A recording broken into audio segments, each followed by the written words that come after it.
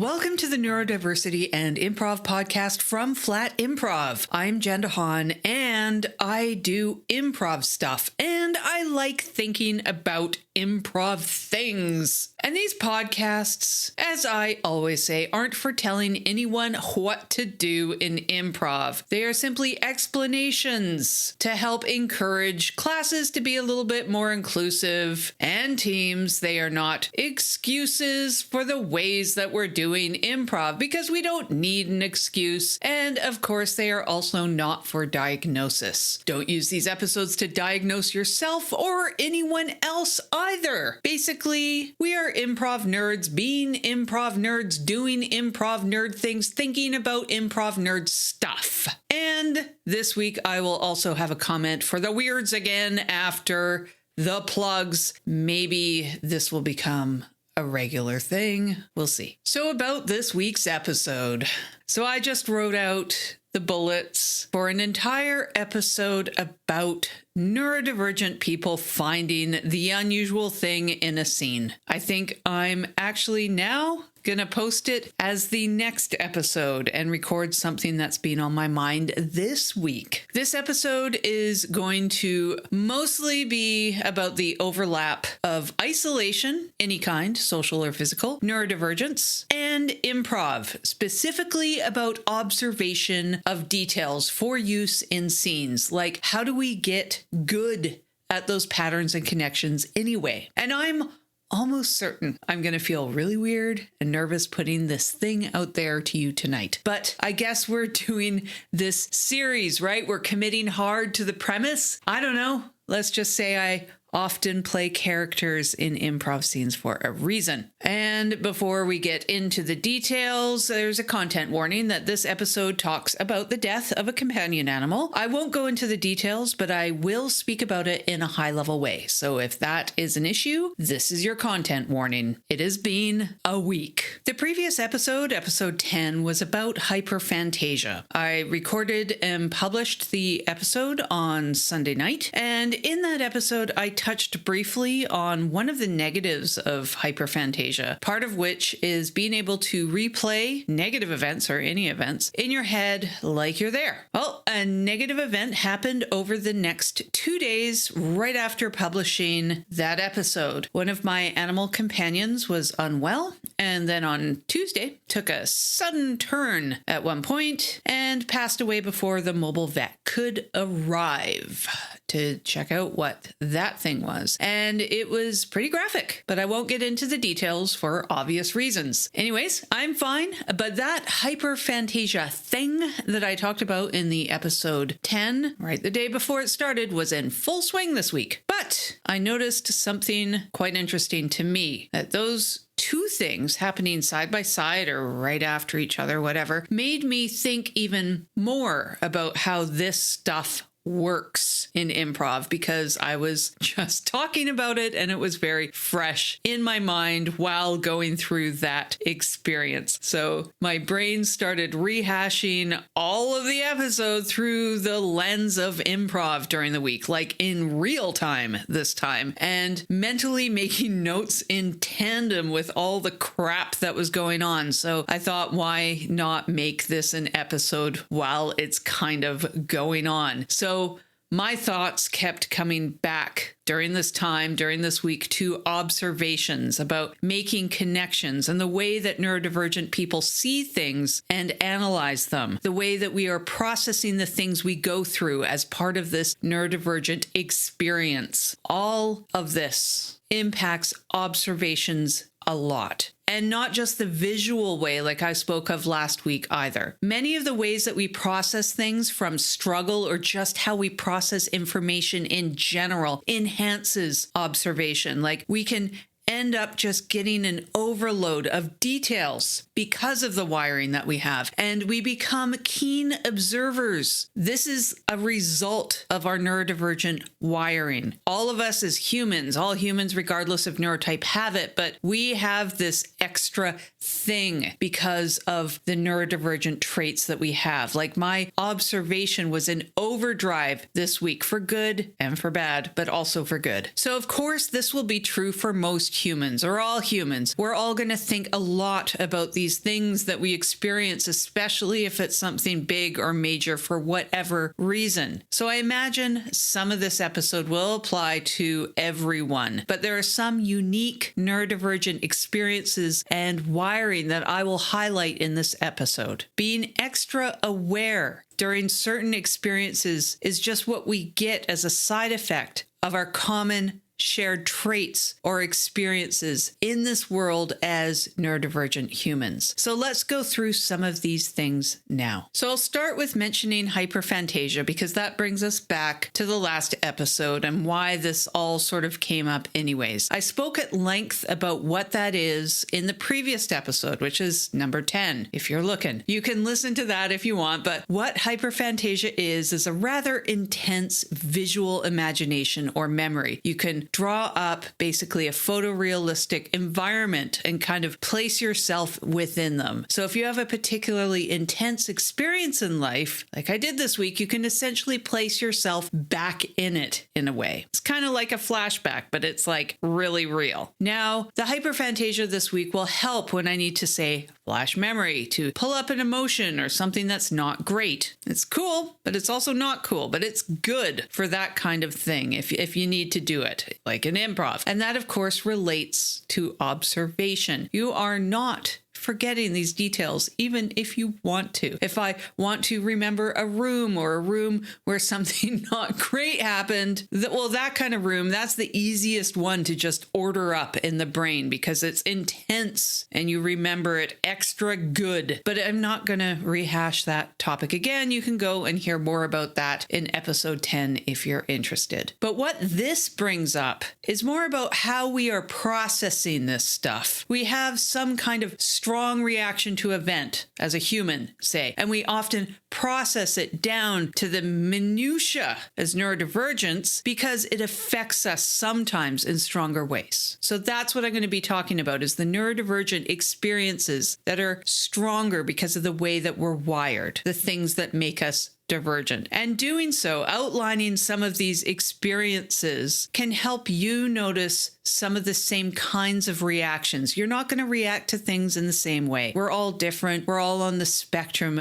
So one of the things I noticed this week with the experience that I had, it relates to alexithymia, which I touched very briefly on in the previous episode and will go into a lot of detail in a future one. But I noticed it thanks to recording that episode almost entirely. And it's this line in the sand, like a stark changing of emotions at some points during the middle of the event. Like when a situation changes during the intense event, it's just bam, like it's just like the emotion is off and on, like switching a light switch. I can do that in scenes too, but it's like experiencing it and noticing it in an actual real life event is something that you can just think about in the improv sense. And I remember actually thinking about that in the improv sense and realizing, why am I processing that right now? Let's not. Anyways, what I realized at the time, it was like, now I need to process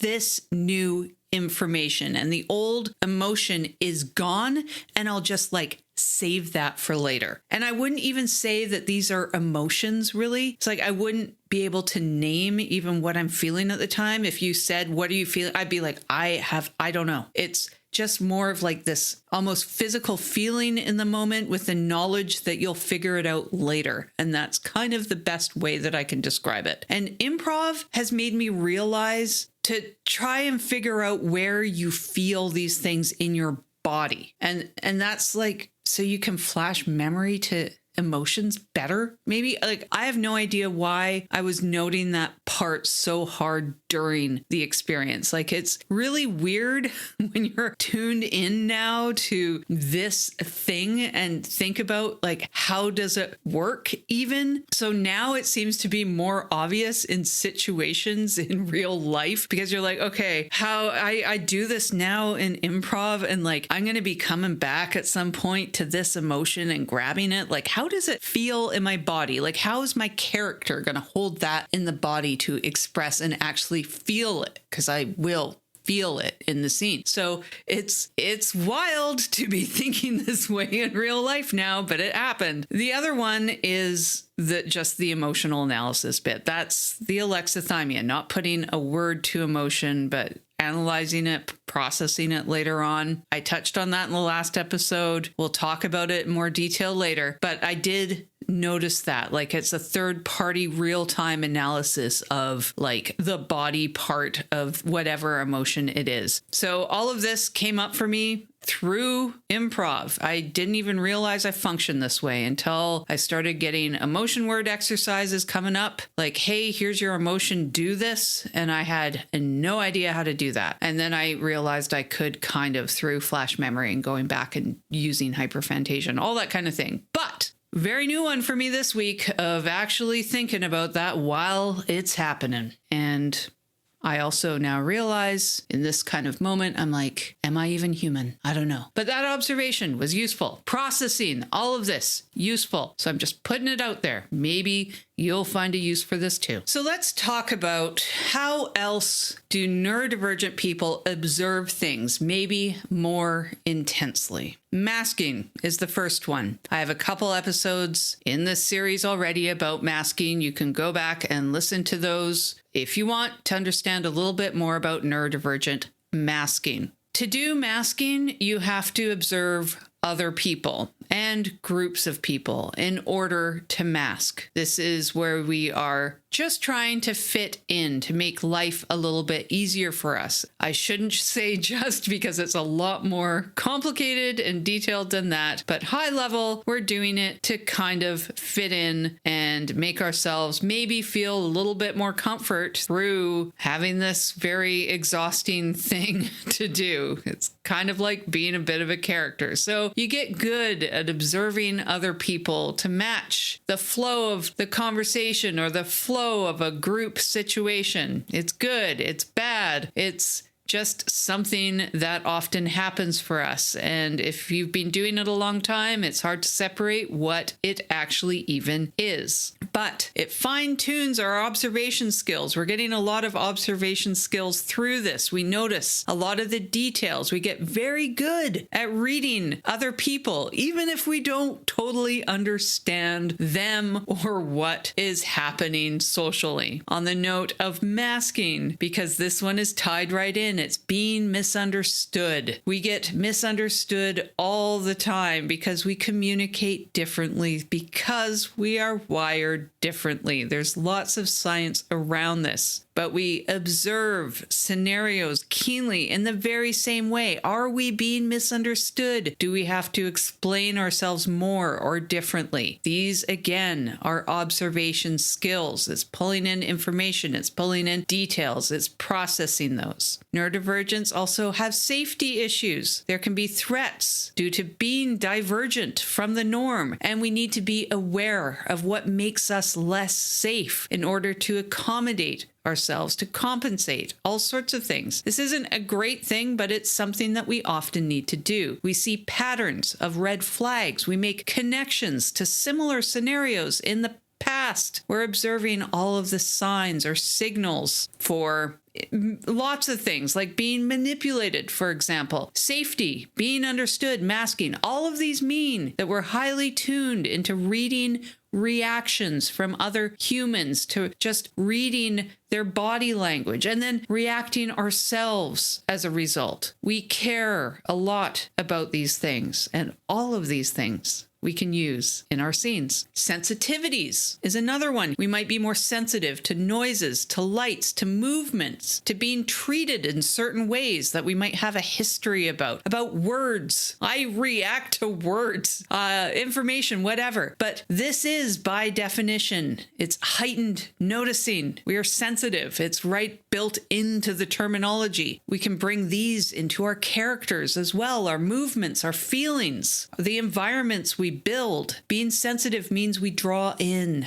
tons of information about all of these things and we can react to them, but it's information nonetheless, and usually things that many people never even notice because they're not sensitive to them like we are. It's also very easy to map these sensitivities onto other unexpected, unusual things, but that's for the next episode now. So for now, we're moving on to the last item I'll bring up today, which is isolation. Neurodivergent humans often feel isolated, even if it's not geographical or physical. We feel socially isolated. It's very, very common neurodivergent experience. A lot of us feel isolated since we're wired differently in a cognitive sense. It might be physical due to access, but whichever one it is, it works the same for this podcast episode. So many of these traits have been mentioned in earlier episodes, but not the piece about isolation. That's the one I especially want to talk about today. So how do observation and isolation go together? So isolation, it puts us in our heads, regardless of what it is coming from, social or physical. We might have fewer ways to balance our lives out through interaction of any type. And oftentimes we just feel socially isolated because we are neurodivergent. We process, we think differently, and that makes it harder to connect sometimes, except to animals. We connect great to animals. My animals are everything to me. We might, as a result, live in our heads a lot. We become our own company, for better or for worse. This can come from, and capitalize this in your heads, the neurodivergent experience. We feel like we're on the outside looking in a lot. People are weird and confusing to us. We are intimidated by them. We are misunderstood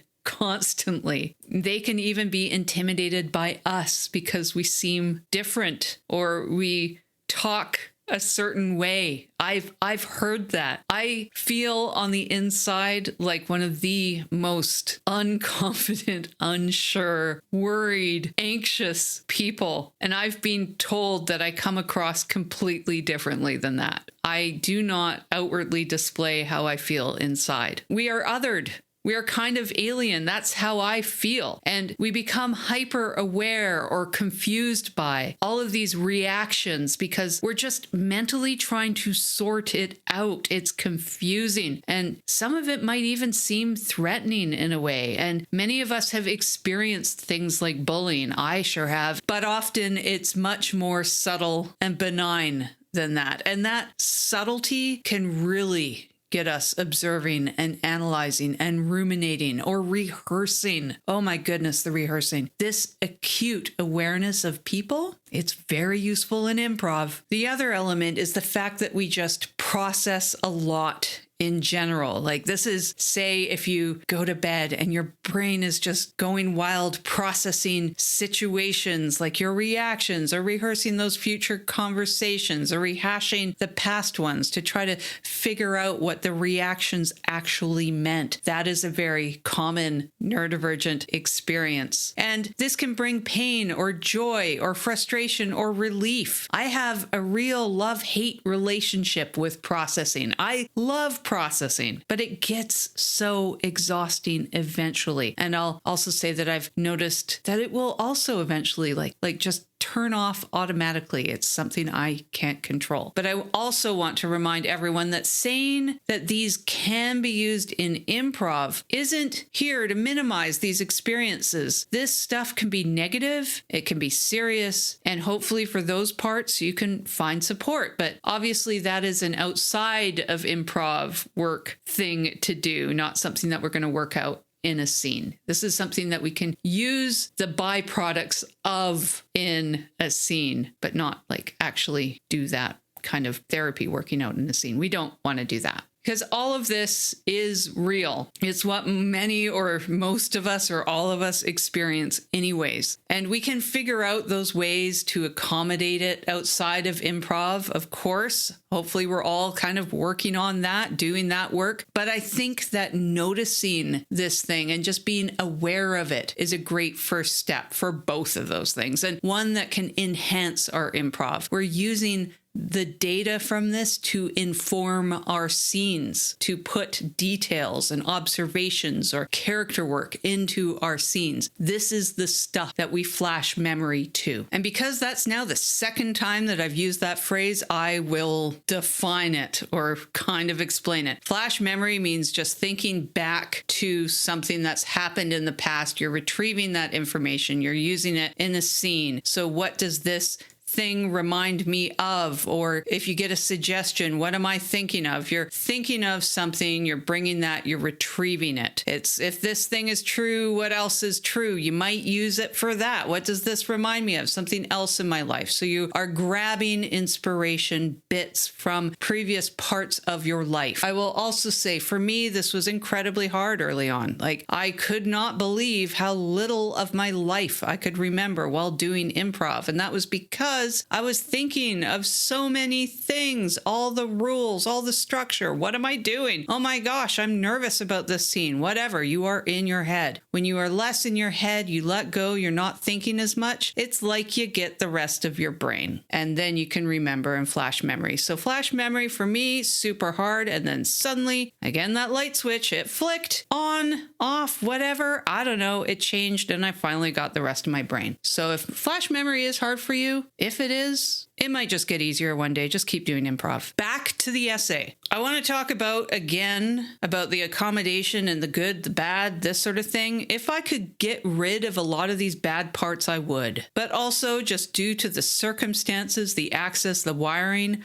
that's not always possible, right? We're going to have to live with a lot of this maybe because it's wired in. And honestly, I do love the parts of being really, really highly self-aware in a lot of ways because I'm always processing that. I'm always looking inwards. I'm always trying to figure things out. It makes us thoughtful. And the fact that I care about so many things, maybe things that people don't often notice or don't often care about. We see it, we observe it, and that can be important and meaningful. A big learning and takeaway for me this week, I learned that I cared way more about this loss than I expected I would. And I probably wouldn't have if I wasn't so socially and physically isolated. And that was good. It's also always true that multiple things can be true at once, right? And we can be living champions of that in a way. If this is true, what else is true?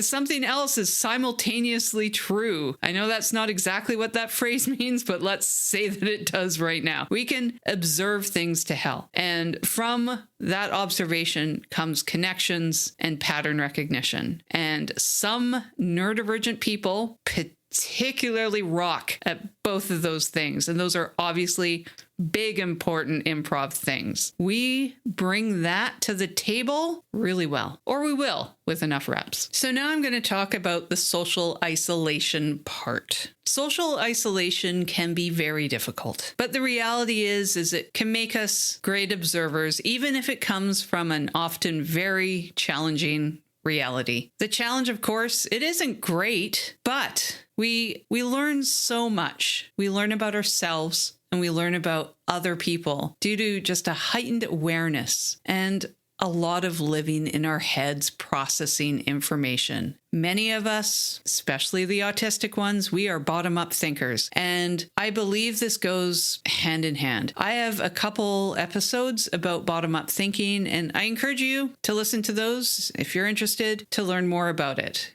in the context of improv. It's pretty interesting, and it has just so much to do with how we learn and practice improv. We also become very sensitive to people around us, their reactions, their body language, how communication even works, and those social cues. We have a harder time processing these things because we're wired different than the norm. So we spend a lot of time bringing in those social details and doing that processing. And this is also isolating. because we feel on the outside looking in as a result. And if we're in a group of people, we take those things and we just multiply them by that number of people. And maybe it's not actually like that, but it can kind of feel that way. And it's a pretty big isolator. Like for me, the bigger the group, the more isolated I usually feel. And especially if it's like some sort of social event, like a casual one, an informal gathering that might not have a plan or an itinerary or any kind of structure.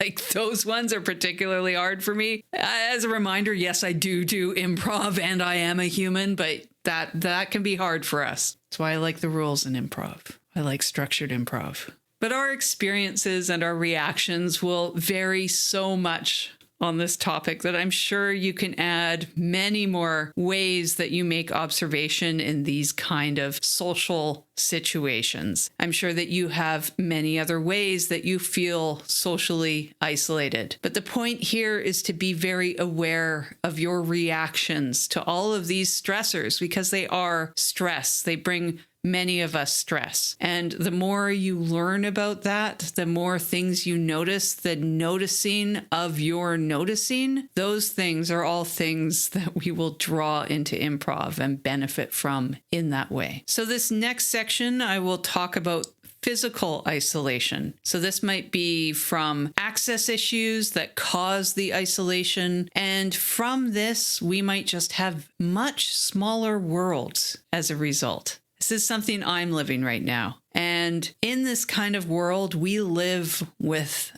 ourselves. And this can put us in our heads. Like it can really put us in our heads. And I'll say that even that internal monologue, even that, I mean, it can be useful for like, look at what I'm doing right now. Like this is my internal monologue is on fire from this sort of thing. It's all day long. It's a good and it's a bad. But if we're living with, say, less interaction with others, what we do have, those things are just heightened in importance. We value and we focus on what we do have more.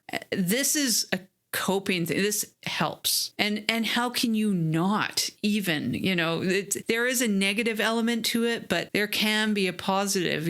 You're going to value what you have. You're going to notice it more. And so those details, those come into focus, and that's good for improv too. So we hear a lot the advice to go out and live life and all that, to observe, to experience, to draw all those things into improv. Get out, do other things and go live life and see people and interact with them. That's not bad advice. That's a great thing to do if you can access it or you want to do it or it's something that you enjoy. I did enjoy doing that a lot. I enjoyed the experience of structured social events immensely, and I would be doing that if I could, but some of us can't. And I won't say that this is a detriment to improv at all. It is not. If you can't do that, your improv is not going to suffer. It does not have to suffer. We can still access those same benefits, but just in different ways. Of course, the common alternate methods will include things like watching media, reading, learning things, being in nature, having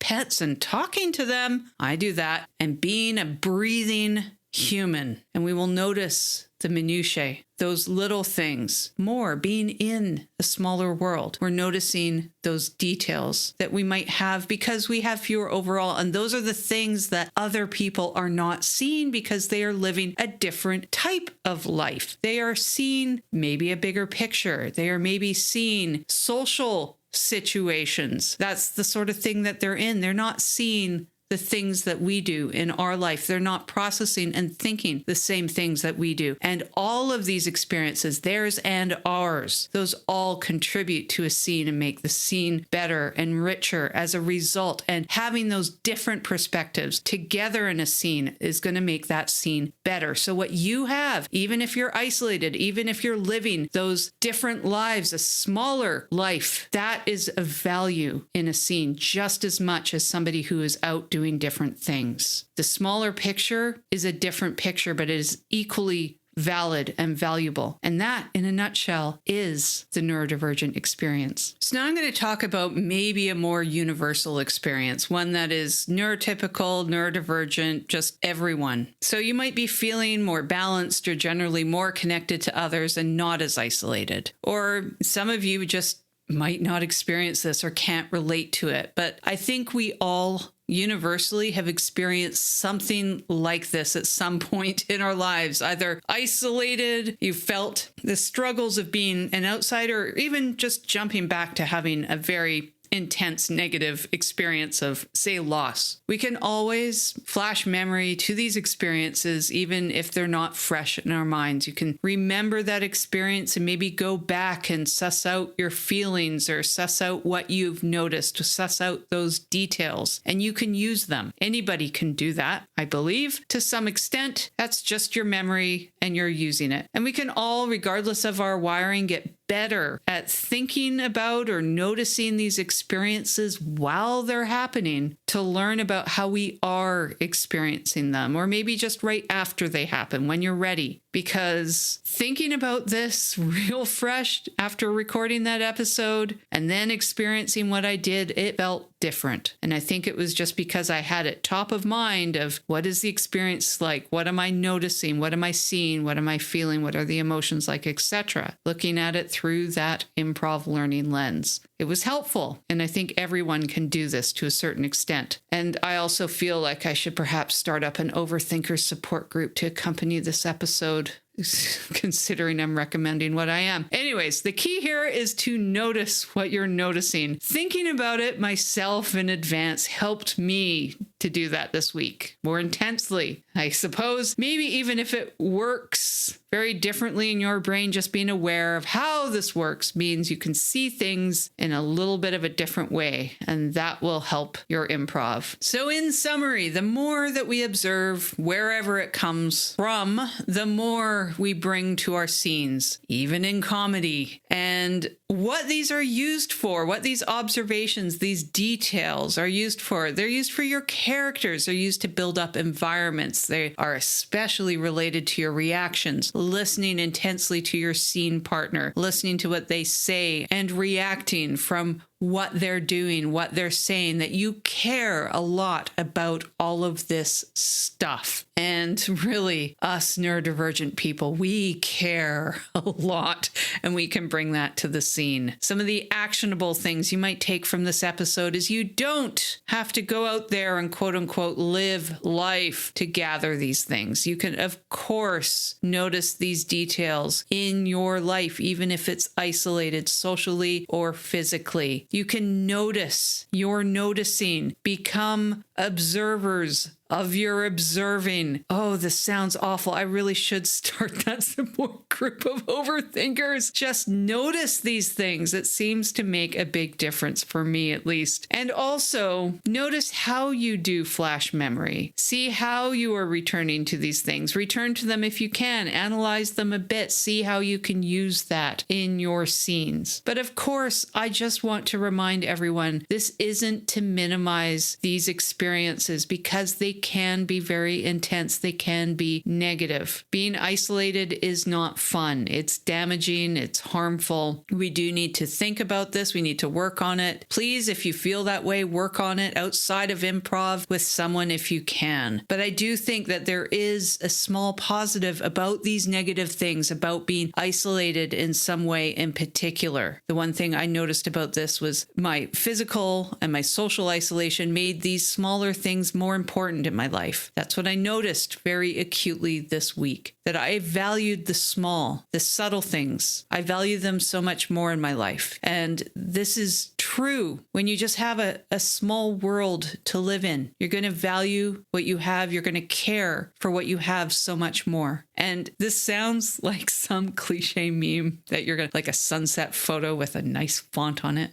that you scroll by on Instagram and you roll your eyes at. I feel kind of gross saying something so very cliche, but it legitimately happened to me this week, and I was surprised by how affected I was by something I thought I wouldn't be, that I didn't think was as pertinent in my life as it was. And while the overall experience of this loss felt bad, as it would for anyone in any neurotype, it came from a heightened value that I wouldn't have otherwise had. And that sort of small thing being amplified, that part of it is quite neurodivergent, and valuing and caring is good. And what was cool about the episode that I noticed was just thinking about it more made me see these things more. So maybe some of that noticing stuff will pass its way on to you, hopefully in a good way. Because most of what we see isolation as, and we see that like making small things big as a real negative. That's what we always hear. We're blowing things out of proportion. You have lost perspective. And that was my reaction at first. And that is also quite cliche, that we shouldn't, that we're wrong, that we're incorrect to make a big deal out of a small thing because it's lesser to most people, to the typical